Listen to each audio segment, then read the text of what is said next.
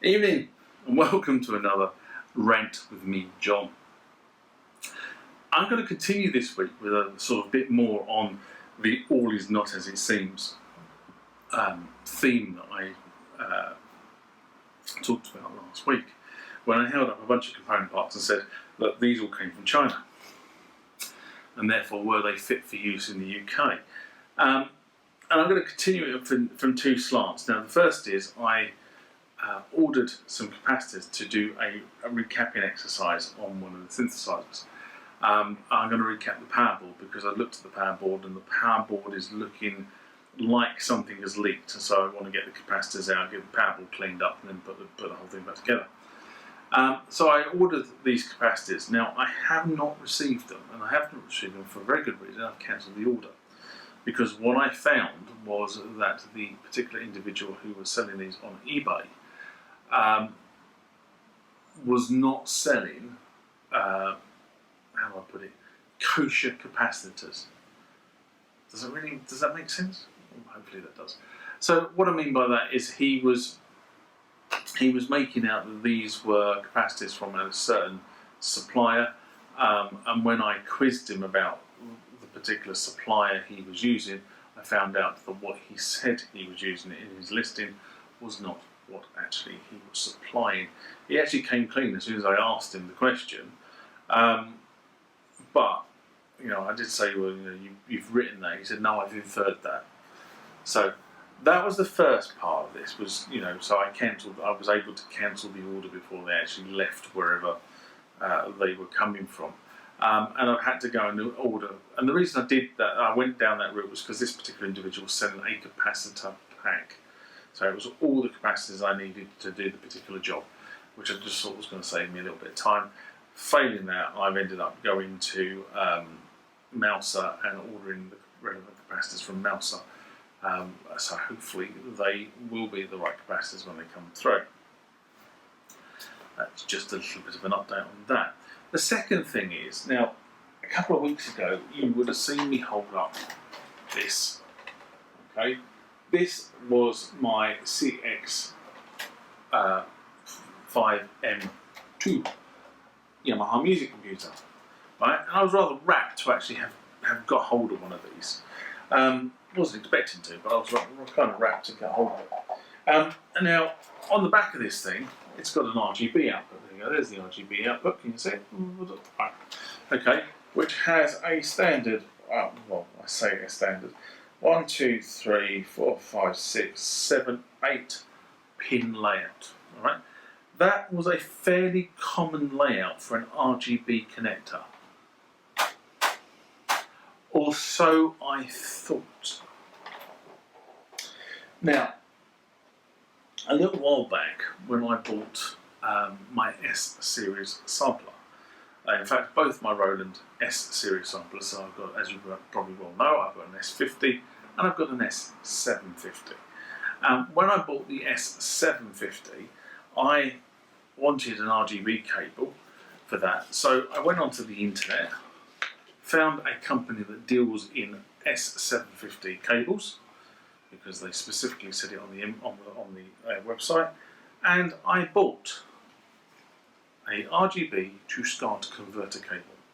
Okay, this will run my 750 quite merrily on that screen, LCD screen, using SCART.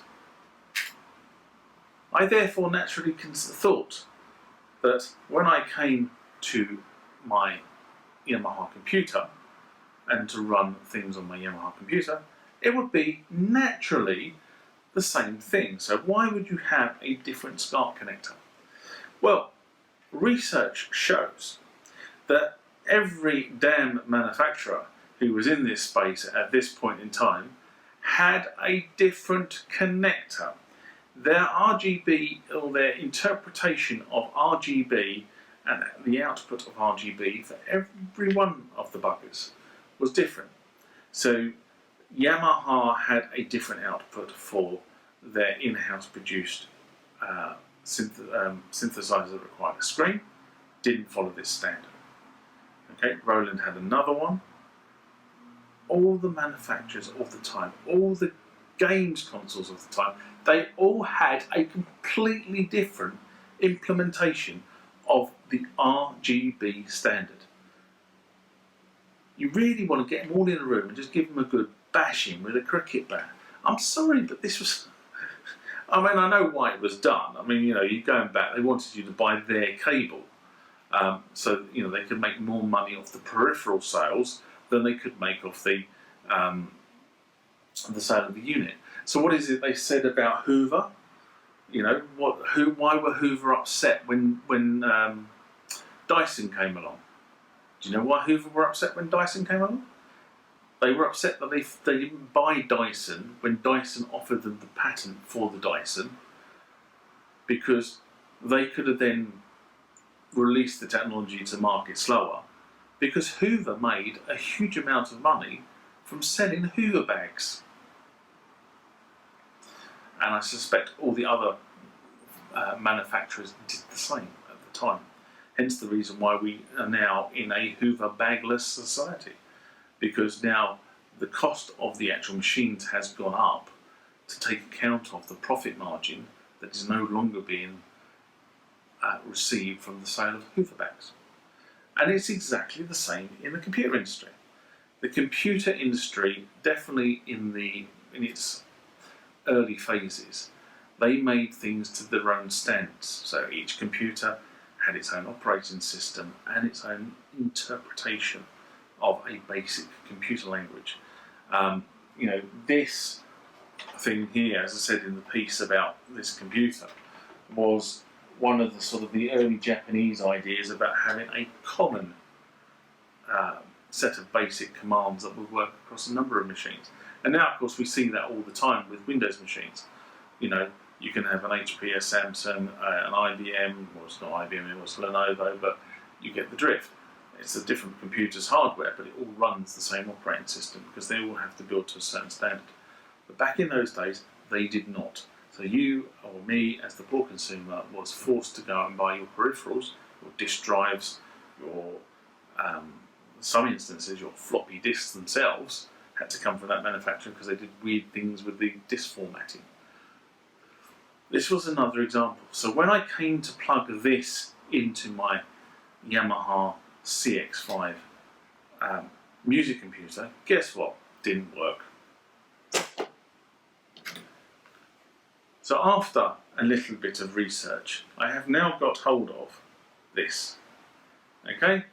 And this looks just like that. If you look at the ends, there you go. Pretty identical, right?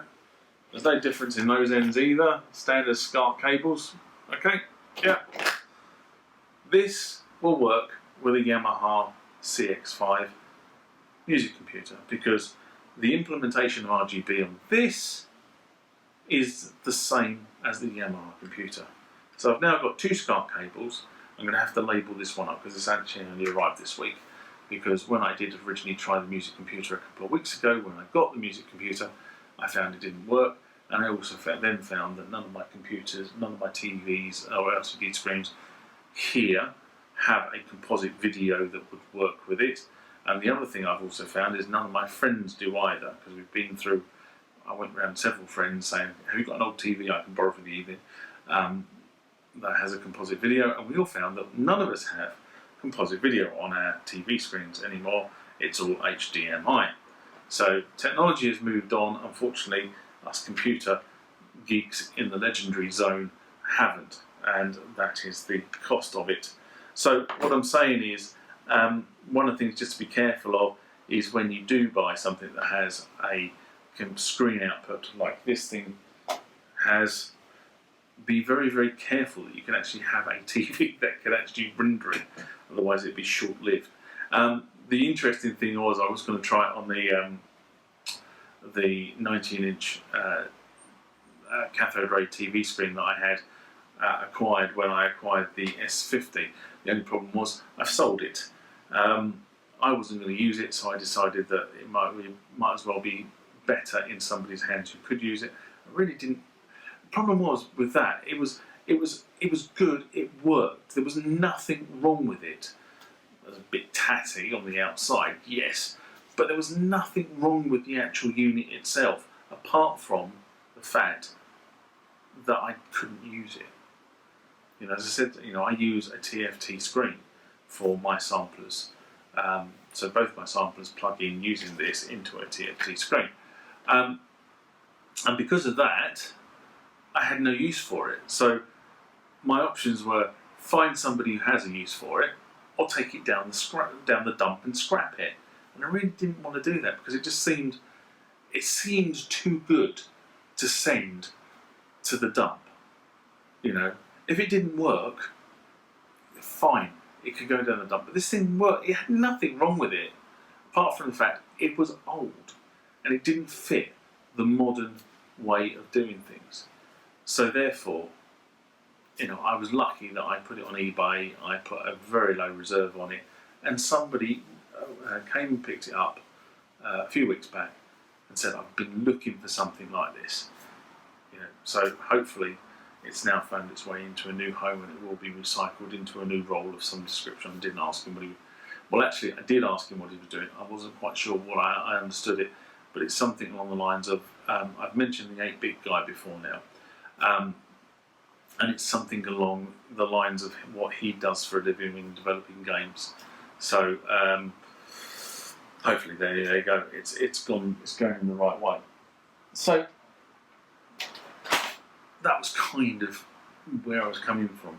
Is you keep having to go buy things, and I'm lucky I actually found somebody who's actually made one of these and sold it. If I'm honest, otherwise it's probably going to end up with me doing a bit of DIY on a a DIN cable and a SCART lead, and hopefully getting all the wires in the wrong places. The other thing you've got to be careful of here, of course, is the fact that what they actually state is that you have to put certain resistors in certain places, to make this thing work. And I've never done an RGB to SCART conversion, so it would have been something I would have had to do quite a bit of research for. I'm sure I could have done it, but that's where we are. And the other thing, of course, which would have driven me absolutely mad, because I know I would have done it, and I saw somebody doing this the other day when they were modifying a cable, is they'd done all the soldering connections and they'd done all this heat shrink on the individual connections, and then forgot to put a piece of heat shrink on the actual main cable, and then had to undo the whole lot. So they weren't too happy, and I can just see that being me if I'd done that. Anyway, the other thing that arrived was this. Okay, this is the rack mount of the R8 drum machine that Roland issued, and I will do a bigger piece about this. Now, there's a story in that I don't know where this came from. There was about a year ago, I was contacted through the channel by somebody saying that they had an R8 drum machine and would I be interested in it. And that communique came from somebody in Spain. And I said, I didn't really know much about the R8 drum machine, and to be honest, if I was going to have to pay for it, I wasn't really that interested in it. And the guy came back to me and said, well, that's fair enough, and I heard no more about it. But I did give him my receiving address.